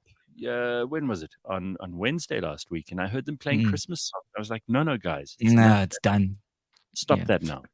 Christmas is like that big party that you spend so much time preparing for. You're just setting up decorations, you're setting up drinks, you're making punch. But immediately after that party ends, you don't want to see a single glass of punch. You don't want to see any of that crap. You want to see it gone immediately. And you don't even want to see the people who were at that party for at least a Especially couple the of days people. after. So my Yes, friends definitely. get very irritated with me because usually after New Year, the people I spent New Year with, they don't see me for like 2 weeks after New Year. Yeah. I don't want to see them. Not because I don't like them or I didn't enjoy New Year with them or any of that stuff. And this year I didn't party at New Year. I was working like you often do, Sunil. Mm. So I don't really attach that much importance to New Year itself, but I like to have a complete break. And you don't hear from me. I'm not going to be on like WhatsApp groups and shit like that. I need a complete break and then I can get back into it. And it irritates people. They're like, oh, you're like the Grinch straight after Christmas and New Year. I'm like, yeah, just leave me alone. I know what I'm doing. Yeah. Well, that break that you take is actually very good from an energetic, spiritual point of view. It's Go very on, good tell us. because you're not attaching yourself to the energy that's held around there. So that moving on is part of what's called letting go, which is very good because it gives you a chance to clean the slate and start afresh. And that break that you're taking from the people as well, or from social media or for whatever it is so important for self care because Really? you start resting your brain, you start resting your energies, you start becoming more focused on you. And because when you're doing the things like Mash mentioned, the big party where everybody's at, you are all over the place. You're trying to prepare, you're trying to do this, trying to do that. And when you stop and you go, okay, that pause. It's Wow. grounding. Yeah, you see, this is why I like to have you on at the beginning of the year too. So, what do you reckon that 2023 holds for us? Because a lot of people in the esoteric world and people who are into like Reiki, crystal healing, and numerology and astrology and all of that stuff. And listen, we've had discussions with these people. I am non-judgmental, where before I used to be. If you like this stuff, then good. It makes you feel better. It improves your life, awesome. Doesn't matter whether I'm into it or whether Mash believes it or he reads his zodiac predictions every week. What do you say though? Because that's the world that you're in. What Yeah, kinds of so things do you predict for the year 2023? What kind of a year do you want to have, and what kind of year are yeah. you telling your clients and your friends that they're going to have? Yeah. So I'm not a fortune teller in any way. So I don't predict things. But what I can tell you is that there's been a mass, especially with the full moon that's happened lately, and the effects have been lasting for the past month or so. There's a lot of people who are going, okay, I need to cut these people out of my life, which is always happening, but the intensity has been a lot more right now. And I know this might sound a lot very weird, but there's a lot of people that have been losing their close pets and their fifth dimensional animals like the dogs and the cats, which also again happens all the time, but the effects are being felt a lot more, which has been causing a lot of people to again release and go, okay, 2023 is not 2023, 2023 is 2023 or 2020 me. So they're wanting to do a lot more self-care things. So for this year, a lot of people who haven't started their awakening journey as yet are starting to go, okay, whether it's Reiki, whether it's going to church, whether it is meditation, whether it is, I don't know, having a drink more often or whatever it may be. As you said, there are different things that people do for themselves. And again, Right. find what works for you. If Reiki is not your thing, I'm not going to be judgmental either. It's not your thing. Sure. Some people want access consciousness. Some people want, I don't know, numerology. Find what works for you to find your inner peace. And I have nothing against people like Deepak Chopra. And in fact, they told me I'm like South African Deepak Chopra. I'm like, what? Never see much tequilas I drink. But He's done very well. Nothing wrong he with him. has, he has. But when you look at people like Deepak Chopra and Sadhguru and all these people, a lot of people will pick up their books or look at their videos and goes, "Oh my gosh, this is not me. I can't keep up with this." That is because you're on a different level of consciousness. So what's happening is people are realizing slowly that you can't put yourself under the pressure to understand everything that Sadhguru says because you're not on the same level of consciousness. It's those people that are trying to push themselves to become the guru or understand everything that Deepak Chopra says, that's getting themselves in a fix where they can't understand. So there's been a lot of people who are going, okay, I actually do not need to understand this and I need to grow myself first. So this year is going to be, again, another mass awakening. There we go. That's the answer I wanted, because someone said to me the other day, "Oh, this is going to be a very spiritual year." Now, I don't know what that means, but I was hoping that if you gave me a similar answer, you could explain it to me. I like these straightforward, well, this is going to be a year of hard work, or this is going to be a year of discipline, or this is going to be a year of adventure, or spiritual year, whatever that might mean to each individual. That's what you reckon as well, huh? Spiritual year. I reckon it's been spiritual for a while, but this year it's becoming more intense, especially when we started with that full moon. Oh, wow. Did the year start with a full moon? It was the 6th of January, it started the full moon. Again, my knowledge around full moons and crystals and stuff is not great, but I can tell you it was intense. I even did the crystal cleansings and creating moon water and deep meditations. And I was contacted by random people, and this has happened a lot as well. People will come and say after a year or maybe 6 months going, "You know what, Sunil, you know that Reiki thing you spoke about? Yeah, I'm feeling I need it now." So again, I mean, everybody's on their own journey, but you have to understand where people are on that journey before you just say everybody's on their own journey. So Congo Chris says it is the year of the rabbit in the Chinese zodiac. You know what? This stuff is just fun to talk about, and really, whether you're into it or not, I don't care. But it's still interesting. So the year of the rabbit apparently is a good year for saving money and finding love. Those are the two things I want to do this year. Apparently, yes, that's correct. And I'm not going to be obsessive about either of them. It's like I don't do resolutions, but those are two things that are on the agenda. Releasing all of that stuff, says Cheryl, after Christmas, like the decorations and all the rest, serves you. Releasing all that no longer serves you, rather, sorry, she There says, we go. is recreating yourself, keeping yourself centered. You have to ground yourself. That's good. George, just being practical here, says he's turned off all notifications on all apps, but calendar on his phone, making the actions to check my phone deliberately and on my terms. That's so important. Perfect. I love I that. had such a fun time. I mentioned yesterday I went to a wedding and they told us no social media, please, and don't take pictures. And what ended up happening is people had really great conversations, and you actually enjoyed the moment, and you were present, and you weren't thinking about everybody who wasn't there. And I'm going to be doing a lot more of that this year. So don't expect me to be like sharing pictures of everything. That's not that it's ever been my modus operandi, but that's not going to be something I'm going to be doing this year. Yeah, if I can make one suggestion, even I struggle with this. I'm only human having, well, a spiritual being having human experience. I can make one suggestion, like that person. I think it was George who put all the notifications off. Same with me, all my apps. If I am not on TikTok or WhatsApp or whatever, I'm not going to respond. You respond on your terms, but also try and not. Okay, obviously, if you have your alarm on your mobile phone, it's a different story. Sure. Try not to look at your cell phone before you get out of bed. It will change your entire day. Why? And How? and Because when you go to sleep at night, because Yes. for most people, that's the last thing they do is check their phone, right? Yes, exactly. So Mash asked, how does it help? It helps because you're not, when you open one app, you open up another app and another app and another app. Before you know, 15 or 20 minutes is going by. Or alternatively, you're reading news that is affecting the energy levels within you. You like oh my gosh, there's a new COVID strain. Oh, and you start going crazy. Or, if you put your phone down, and it's part of grounding as well. So I do a grounding every morning. I have to. If I don't, I go loopy. So, you get out of bed, you have a shower, you do everything for yourself first. Make your bed up if you want to. Straighten it if you feel you want to do that, because then you've completed your first task for the day. And then when you're ready, then you can pick up your phone again when you're ready, under your terms, like that person said, notifications off. And it irritates me when I get those automated, this is an important customer service announcement phone call at 7 o'clock in the morning kind of thing.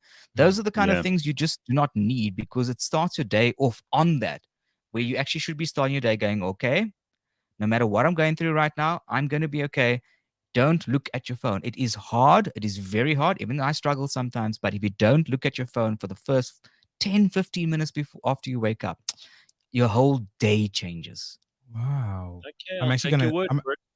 I'm going to take that advice. I'm going to take that advice, because every single morning I start my day with a couple of TikToks, and then I open that ghastly app called Twitter. That's why I'm miserable half the time. So I'm going to take your advice, Sunil. Okay. Good. Yeah, listen, this is all very good advice. This is what we want. You want to start the year right. You want to have some useful tips to get your year going off properly. All right, so let's just talk about this too, because you have an interesting point of view, Sunil, about vagrants. Yes. Now, I got to say that one of the unsung groups of people in this country who, sure, they're doing it because they're hoping to make a bit of money, but these people who gather up all the trash on those really rickety trolleys and then like ride them down the street at like 100 kilometers an hour. And they seem to be oblivious to traffic. And I don't know how many of these guys must get hit by cars, and God alone knows. It's a very, very scary business. But these guys who collect the trash, I mean, good for them. I've always complained, and maybe people are sick of hearing me complain about like the mess. But if we live in a mess in South Africa, then we can't claim that we have any dignity or self-respect. Yeah. If you live in a mess, you're a disaster of a person. Tidy up your house. You mentioned just now, make your bed and all that shit.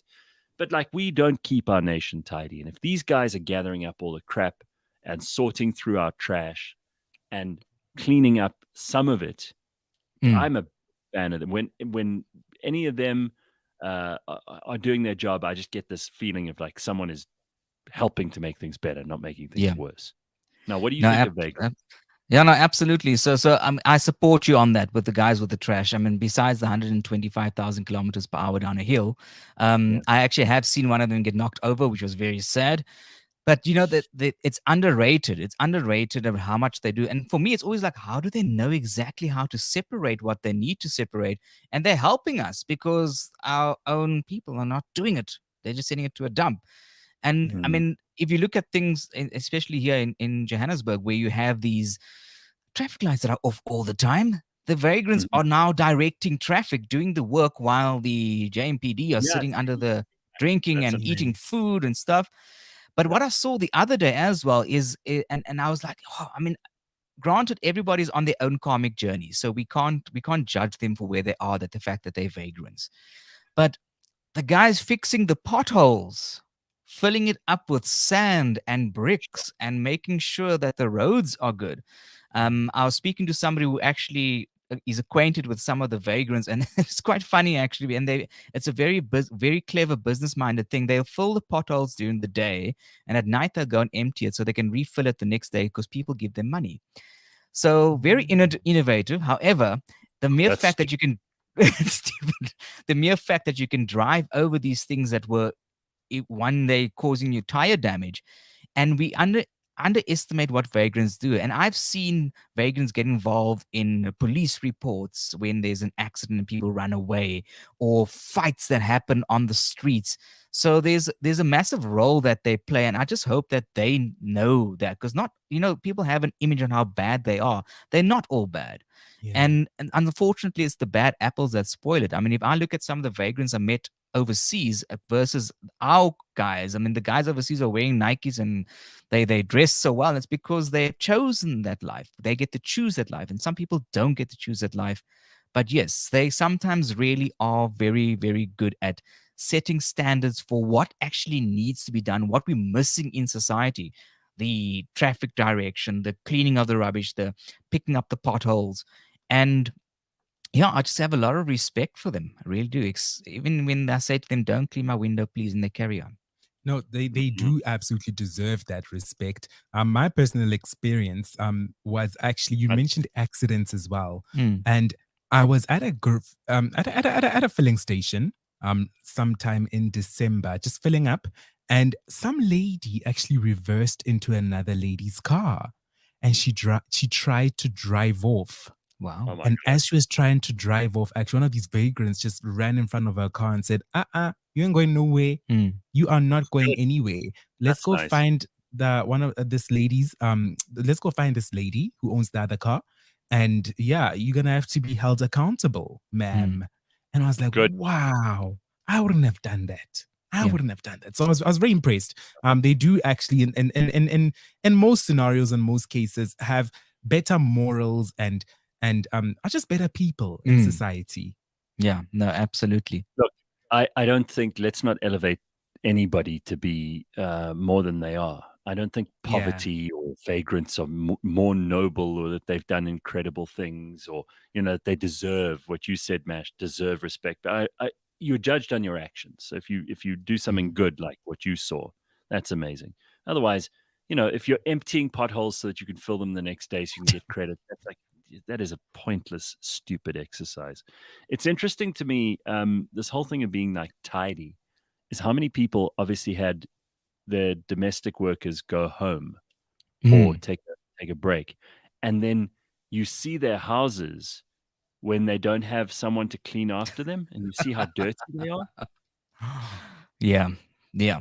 Like, And it's crazy because you're right. It's like they don't know how to lift a hand.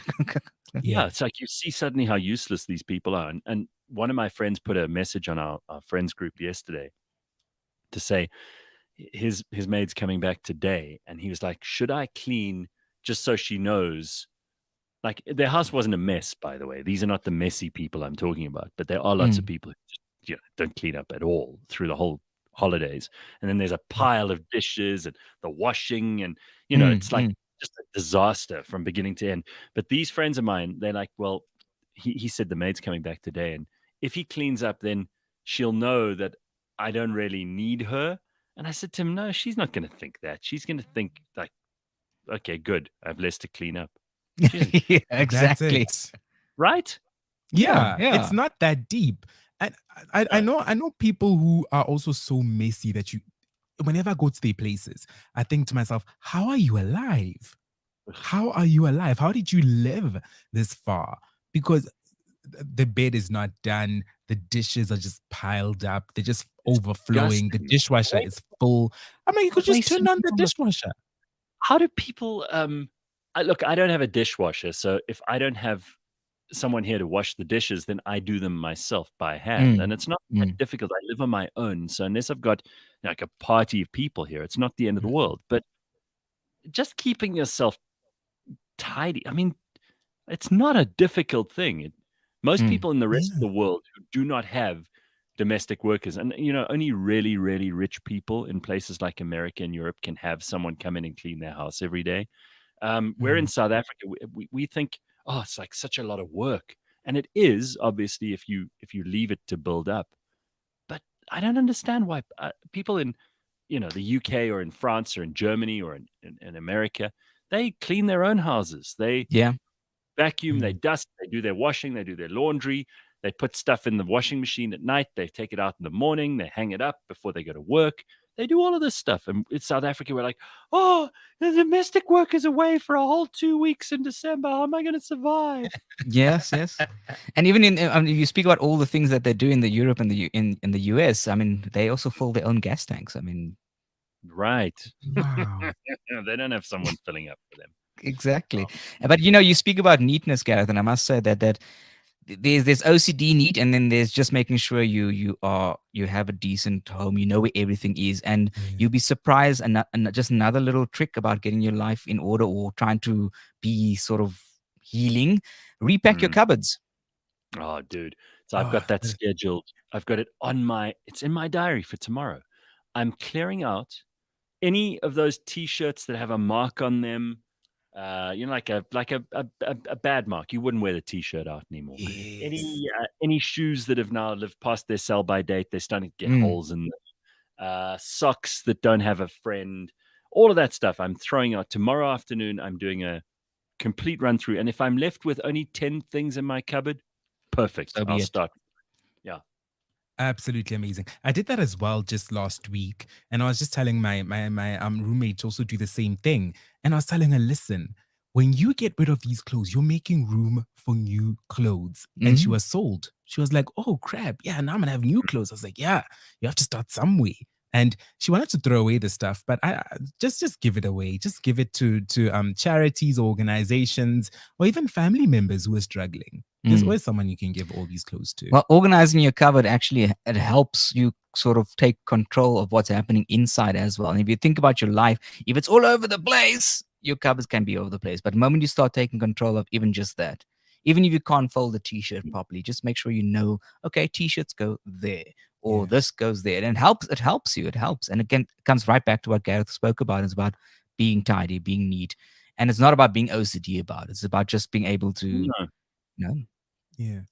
Steph says in Europe, we even pack our own bags at the supermarket. Here in South Africa, we've got like people who desperately need work. We've got 35, 40% unemployment. So we've created jobs that probably we don't need. You could pack your own groceries at the counter, but there's someone to do it for you. So that's another good point. Bastana says, I did a thorough spring cleanup this past weekend. I immediately felt rejuvenated and brand new. Well, listen, There we my go. favorite thing about organizing stuff like that, and I am a bit more towards the OCD side, in case you haven't noticed, Sunil. But my favorite thing is to use those cupboards for the next, sort of 6 months to a year, knowing that all this shit is out. So I don't have to put on a shirt and then suddenly realize, oh God, this thing doesn't fit me anymore, or Mm. it's got a big mark on it, or it looks like shit, it's frayed at the collar or whatever. Throw that stuff out or give it away. There's going to be someone down the line who wants and needs it. And Give it to the vagrants. even if you don't buy more clothes, because that might not be necessary, some people have way too much stuff.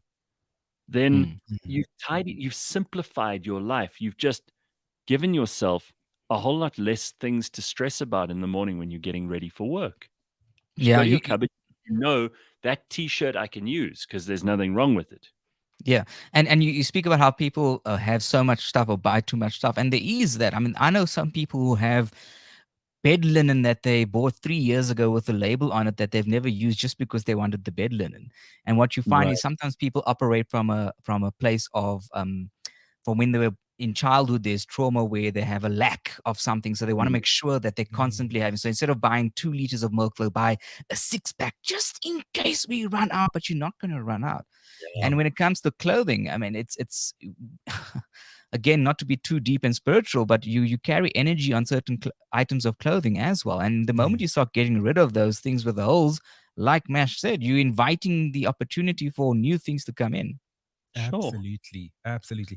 And some other clothes, because going back to the domestic workers coming back and people cleaning, spring cleaning and so forth, you can even use some of your clothes as I don't know what it's called in English, stoflap.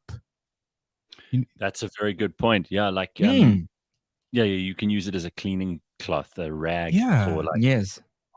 Yeah, absolutely. Some of so your if it's cotton shirts are perfect for that, for Sure, wiping the yeah, TV. and some of them are probably in such a bad state that it would be insulting to give them away as charity. So you rather use them as a cloth. Yeah. Yeah. And it's better than newspaper.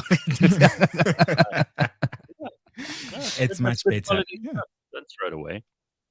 Yeah. It's amazing that we live in a society. I saw that in the news, they've actually banned single-use plastic. Listen to this. Single-use plastic cutlery and plates are going to be banned in England. Like every time you order from Uber Eats or Mr. Delivery, they sometimes supply you with a cutlery. Yes. Yeah. And it's those plastic. And I've got my own cutlery at home. If I've ordered at home, then I throw that stuff away. It goes straight into the rubbish. And they've banned them in the UK now. Oh, wow. And I think that could be something that, again, there's so much wastage in South Africa. We could find better ways around that too. You know why they've banned it, Gareth? Is because they've got that Indian prime minister and Indians eat with their hands. Is that why? Yeah, I'm sure there are going to be a lot of these. Listen, he's apparently doing a very good job. I see lots Yeah. of good feedback about him on Rishi Sunak is his name. I see lots of good feedback about him all over the place. Yeah, no, definitely. I've picked that up as well. And some people are like, why are you kicking up a fuss about an Indian taking over or leading? You know, you led us for so long. I'm not a typical Indian. I'm a very westernized human here, and so you can't categorize me as that kind of Indian. Yeah. But yes, I just thought about a story where Gandhi was sitting down with the queen once or something like that, and then she put the knife and fork down because Gandhi ate with his hands. So maybe that's why. Oh, Oh, wow. okay.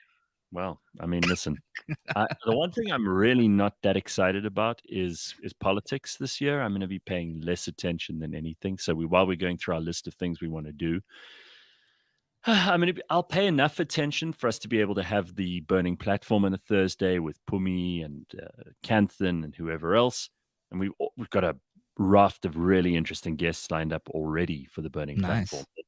But outside of that show, don't expect me to be watching like parliamentary debates or ANC campaigns or conferences, listening to ministers on television. I'm over those guys. I'm so up to here with politicians. I think all over the world people are, right? They've just lost interest. Did you see what happened in Brazil No. over No. the last week? They actually stormed the Brazilian parliament and the Supreme Court. A whole like thousands and thousands of people just overwhelmed these institutions and stormed them. It's like makes January the 6th at the Capitol in America look like a playground, like at a nursery school. That place is in serious turmoil. Lula has been reelected as president, and the guy who was there before Bolsonaro has been obviously agitating. He says that it was a rigged election and blah blah blah, and all his supporters. It's almost like a carbon copy of what happened in America with Trump, except that this one really did get to a point where I think, a lot of people in America think that January 6th is the biggest threat to democracy ever. But if you see what's happening in Brazil, you get a much better idea of how badly these things can go wrong.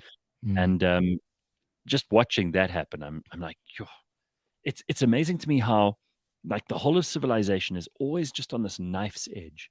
And the only thing that keeps us from slipping into anarchy and chaos is this weird kind of very fragile balance where people are like, we'd rather have order than chaos. And it's always a very tenuous thing, but there's just a little bit more order than chaos, which seems to keep us on the straight and narrow.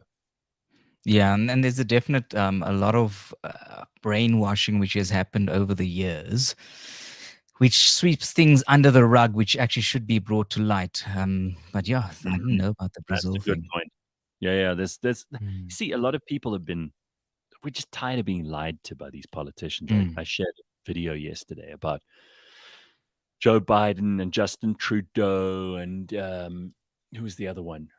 I think it was Boris or one of them, all saying, it was this video of all of them going, oh, you've got to get the vaccine. The vaccine will prevent transmission. And if you get the vaccine, you won't get COVID, which was like 2 years ago now. And then in the video, they show all of them announcing that they've each got COVID. And it's like, oh, well. No. Yeah, Clearly, there we go. we shouldn't be trusting you guys. These politicians should not be trusted with anything from here on in. We should just see them and run the opposite direction. Yeah. But what I must say is that what I've picked up a lot in the past, well, I've been quiet about it. I don't do much politics since I don't work in government anymore. So there's a lot of more exposing happening, which is great. Yeah. Yeah, especially exposing of like the Free State speaker, being extorted by this Nigerian dude who was going to sell nudes to the press, something like that. It's you got to be super careful in politics because it's a lose-lose game. I mean, everybody's looking to trip you up. I don't know how anyone. I see Cyril in the news this morning, just to finish off on the politics stuff, and then we'll move on. But he says he'll applaud anyone who will take a job as Eskom CEO, according to News 24. He'll be right behind anyone. Of course, because he's desperate for somebody competent to take that job, right? Yes. All we need is another useless person in there. and making the place even worse, and then we'll have even less electricity. So good luck. All I can say is whoever takes that job now is either really, really ambitious, which is also dangerous in some ways, or they're really, really stupid, because I don't see, there's no amount of money. What would they have to pay you to run ESCOM? Imagine the stress. Yeah. I sent Elon Musk a message saying, please buy ESCOM. That would make him the worst investor in history. Exactly. Yeah. Some people say he already is the worst investor in history. He's lost a huge amount of money. The amount of money that he spent on Twitter. The share price of Tesla's gone down. And people are saying, well, he technically on paper, he's the worst investor in history. But obviously these things there's still a long road ahead for both, all three, for Twitter, for SpaceX, for Tesla. These are all things that he's got to apply his mind to. And maybe now that he's had so much fun on Twitter, because that's all he's been doing for the last few months is having fun, maybe now he will turn his attention to more of the business side of things, and we'll see, his true genius come out, because there's no doubting that Elon Musk is as smart as humans can be. Yeah, I also don't think he's chasing that instant gratification. He wants long-term gratification. So let's watch the SpaceX, I suppose. And like with any business that's run by any competent human being, there's downs and there's ups as well. Unlike ESCOM, where it's just downs, and it will come back. I mean, he's the share price will come back up. Everything's gonna come back up. He's been pushing lots of exciting things. Did you guys see the Neuralink event that happened just about a month ago as well? They're taking amazing strides. So it's amazing to see, and he will make it back. He will. I just want to go back to our things for the year, because that's really one of the reasons I wanted to get Sunil on. So a lot of people have these lofty ambitions for the year. You're like, oh, I'm going to read 25 books this year or whatever. And I have to read books as a part of the job, because I interview all these amazing authors. So you want to read their books so you know what to ask them, and you can, and you learn plenty of stuff. I mean, last year I must have read, oh God, how many, if we do one a week, which is kind of what we were doing, then I would have read more than 50 books last year, or at least 50 books, let's say. And maybe I didn't read all of them cover to cover. So call it 30, 25. That's still a lot. I don't try and set a number to it, but first of all, you've got a book, and then you're writing another book. So you're writing, which is even more like arduous and time consuming and difficult than reading a book. But what's on your agenda on that front? So my second book is being ghostwritten. Cool. So I got my editor and publisher writing it for me. So we sat down for a whole 2 days, 3 days doing recordings, and that actually it's a longer process, in that they have to decipher everything, they have to put everything together. And yes, it still takes a lot of brain work, because my second book is sort of the backstage pass to Sunil Osman and my first book, Sunny Motive. And it might be the book that makes me have to skip the country. But as we spoken about before, it's going to be quite a long process to get it out, because it's sex, drugs, and alcohol. Oh, is this autobiographical? It is autobiographical, but it's also, as I said, backstage pass as to why Sunny Motive was written as well. Wow. The motivation book. Ooh, so we get the real shit. This is cool. Yeah, the full-on real shit. I'm talking about I've warned family already. Oh, hell, so you're going to be naming and shaming and telling the full story? Well, I remember you said once you must mention the people's names because you want sales, but I think I want to still keep people who are alive. I want to keep them safe. What made you decide to do the ghostwriting method rather than just doing it yourself? You've written a book before yourself. It's very difficult to do, but it's probably easier than the ghostwriting. And how do you choose your ghostwriter? How does that even work? So for my first book, it actually took 12 years to put together, because I just wasn't ready from a level of consciousness and spirituality and where I was in my life. Because I needed to make the first book a lot more about other people than myself. So it changed everything. So that book was the editing. We had about 4 or 5 edits, and then there was a publisher who was still editing as well. And that publisher, her name is Lauren Moy. She is a single lady-owned business situation, and she's brilliant. And when I saw the work that she's done, I've even got 3 or 4 other people who've written books, and they've been published within a couple of months. And so the reason I've gone with her is because we've built this trust, and she knows what she's doing. Because I've met so many publishers out there who just are in it for the quick buck. They're not even worrying about editing or making suggestions about layout or anything like that, where she will say to you, or she has said to me, that makes absolutely no sense, Sunil. Redo that. Or how can we redo this together? So when she does things like that, I felt Lauren Moy is the one to go with. I'd also like to find out, Sunil. So when it comes to chatting with the publisher and sharing your story, because you mentioned sex, drugs, alcohol, is there a limit? Will the publisher go like, Sunil, listen, this right here, you don't want to put this in your book? Is there a limit to that? Let's just say it like this. There was a point where I was telling a story about some woman that tried their luck with me back in the day and got it right. And it was done with a straight whiskey in our hands. So there was some sort of, okay, say anything. But the moment you start holding back, then you're not being real. You're not being authentic. Yeah. And do you have a pre-order link or something? Because I am ordering now. So for the second book, there's no pre-order link. The first book is still available on Takealot on Amazon. You like a bit of gossip, Mash? I love me some gossip, hey? I love me some gossip. I love me some illegal stuff. I'm all about that. So, Sunil, it sounds very exciting. I'll definitely be on the lookout. And I'll check out the first book as well. Good. I hope you order it. I'm waiting to see you bring out the Takealot there and click. Funny story is that people ordering the book in the UK and Amazon get the book in 1 day. People ordering Takealot take about 3 or 4 days, just saying. Oh, wow. All right, listen, guys, we got to wrap this up because there's a full day of work ahead of us, and everybody else has also got shit to do, people to see, places to go. So thank you for joining us this morning, and I hope I was paying a little bit more attention to the comment section today. I'll get back into it, I promise. I see lots of conversations going on there, and that's what I love, is like people in the comment section talking to each other while we're doing the show. Like you've got a whole bunch of different conversations all going on at once. But we will be back tomorrow morning at 6 a.m. Sunil, great to catch up with you again. Thank you for having me, guys. Mash, we will catch up with your shenanigans again in a few days' time. But otherwise, we'll see you tomorrow at 6 o'clock, everybody. Cheers. Bye-bye.